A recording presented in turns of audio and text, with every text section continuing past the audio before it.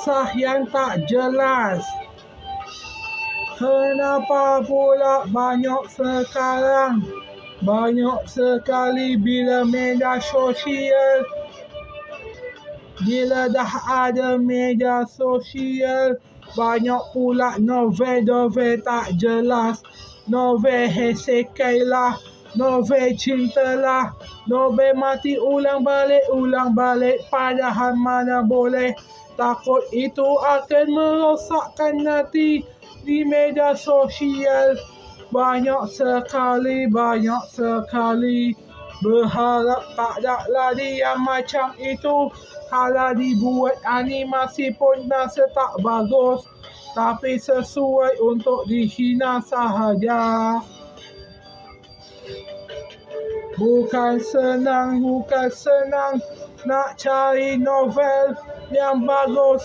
Apatah lagi itu novel Cina, Korea dengan Jepun. Semua tak masuk akal.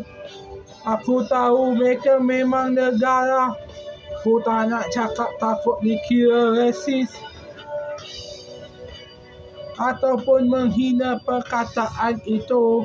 Aku tidak mahu kata itu. Bukan senang sekali. Apa tak lagi ini lagu dari kepala, bukan dari hati, dari otak.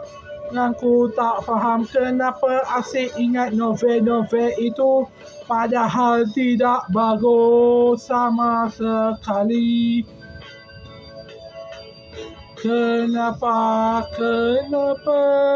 pula otak ini teringat novel Cina, novel Jepun, novel Korea yang tidak jelas itu? Apatah lagi novel zombie yang tak jelas.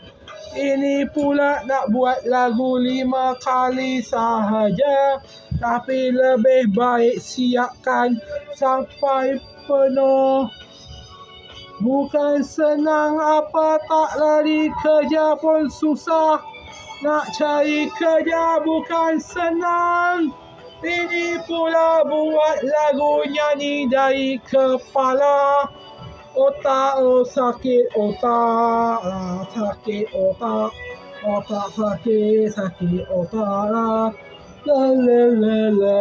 La. Anak zaman sekarang yang zaman dulu berbeza. Dulu RM1 dah gembira, sekarang bagi RM1 RM1 dia. Itu pula nak berlebih, kenapalah?